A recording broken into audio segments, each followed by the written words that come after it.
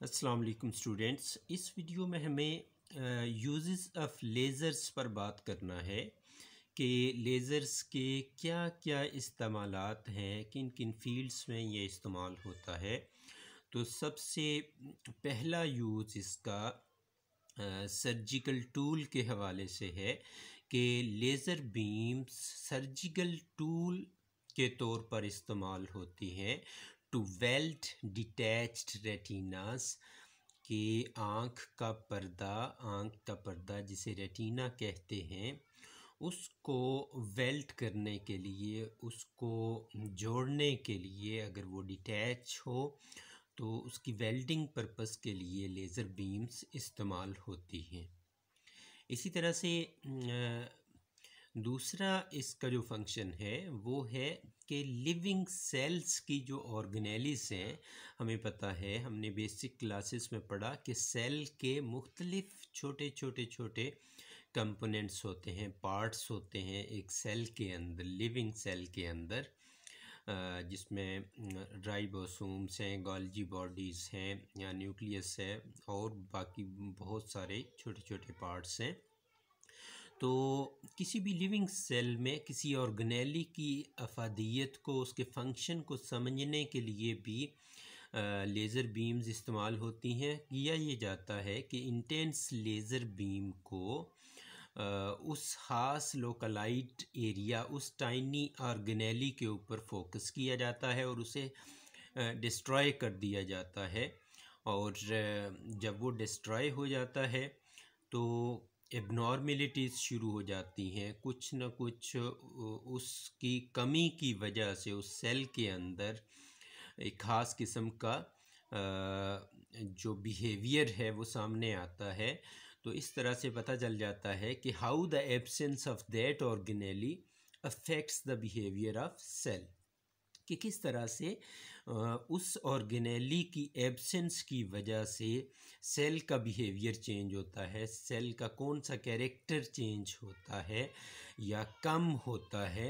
इससे पता चल जाता है कि वो ख़ास ऑर्गेनेली उस ख़ास फंक्शन को कंट्रोल कर रही थी जो अब कंट्रोल नहीं हो पा रहा, या जो अब डिफेक्ट आ रहा है, इस डिफेक्ट को जो संभाला हुआ था ये उस ऑर्गेनेली ने संभाला हुआ था। तो थर्ड यूज़ है टू डायग्नोज डिजीज़, कि हीलियम नियन लेज़र इस्तेमाल होता है आई डिजीज़ को डायग्नोज करने के लिए। इसी तरह से आजकल जो आई के सेंसिटिव ऑपरेशंस हो रहे हैं उसमें भी लेज़र बीम्स अहम रोल प्ले कर रही हैं। इसके अलावा कैंसर क्योर के लिए भी फाइनली फोकस्ड का मतलब होता है कि इंतहाई बारीक बीम, इंतहाई हद तक फोकस्ड बीम, बहुत ही पतली बीम लेज़र की, उसको फोकस किया जाता है कैंसरस सेल्स पर या प्री कैंसरस सेल्स पर। तो चूँकि वो फाइनली फोकस्ड है, उसके पास हाई एनर्जी है, उस हाई एनर्जी की वजह से वो कैंसरस और प्री कैंसरस सेल्स को जला देती है, डिस्ट्रॉय कर देती है। तो इस तरह से कैंसर क्योर के लिए ये इस्तेमाल होता है।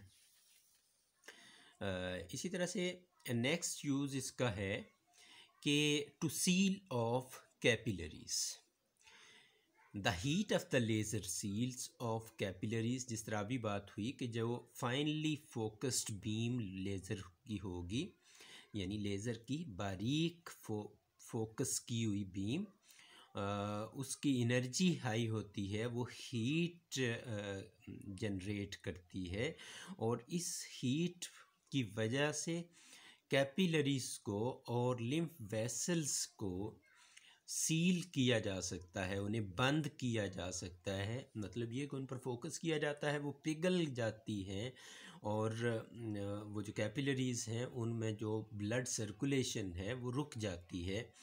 तो इस तरह से इसी तरह से लिम्फ वेसल्स में भी किया जाता है। तो इससे फिर ये होता है कि वो जो फ्लूइड है या वो जो ब्लड है वो आगे सर्कुलेट नहीं करता। इस तरह से अगर कोई डिजीज़ है तो वो आगे फैलती नहीं है, आगे नहीं फैलती है। इसी तरह से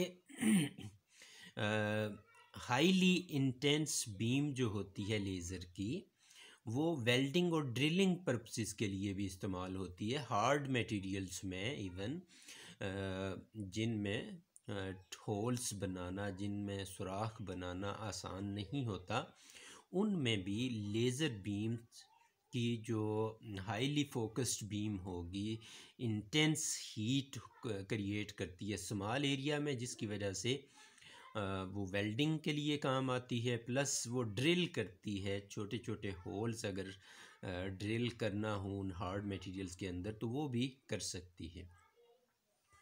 इसी तरह से lining up of the equipment के हमने एक प्रॉपर्टी, इसकी कैरेक्टरिस्टिक लेज़र की मेन पढ़ी कि लेज़र यूनिडायरेक्शनल प्रॉपर्टी रखता है।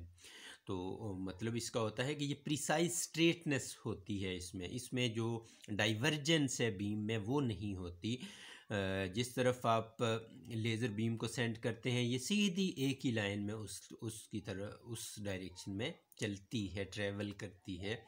तो इस स्ट्रेटनेस की या यूनिडायरेक्शनल प्रॉपर्टी की वजह से जो रोड सर्वेयर्स होते हैं वो इक्विपमेंट को लाइन अप करने के लिए या दूर तक एक लंबी लाइन सीधी खींचने के लिए भी इस लेज़र को इस्तेमाल करते हैं। यानी यूनिडायरेक्शनल प्रॉपर्टी की वजह से वो अपने जो इक्विपमेंट होते हैं दूर दूर पड़े होते हैं उनको लाइन अप कर लेते हैं और इस तरह से रोड सर्वे उनका अच्छी तरह से मुकम्मल हो जाता है।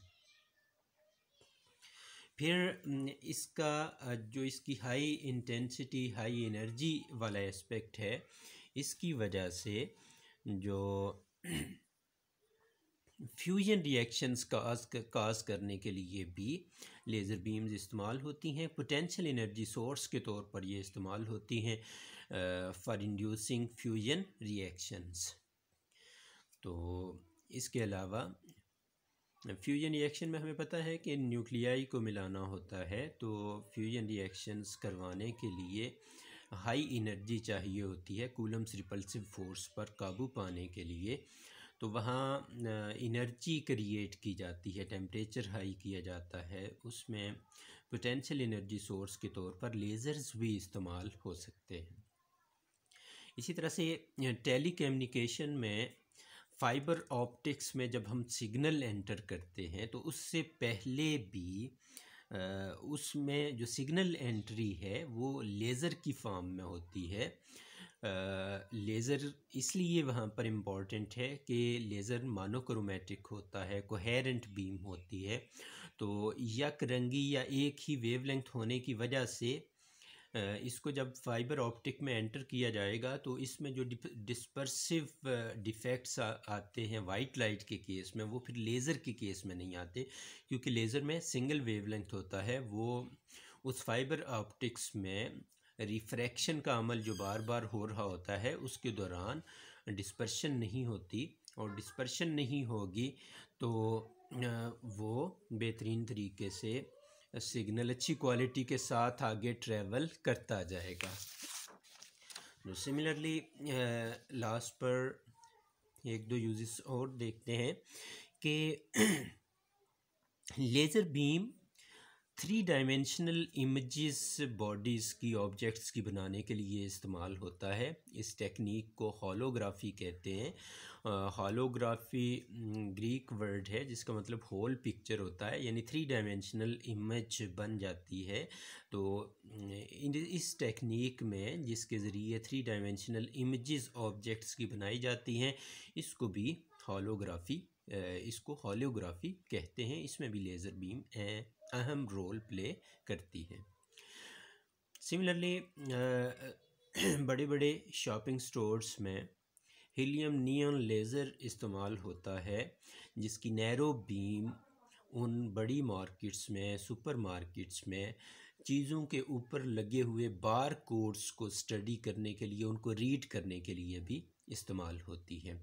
कि बड़ी सुपर मार्केट्स में मुख्तलिफ़ अशिया पर लगे हुए बार कोड्स को रीड करने के लिए वो जो नैरो रेड बीम होगी हीलियम नियॉन लेज़र की वो इस्तेमाल होगी। Thank you.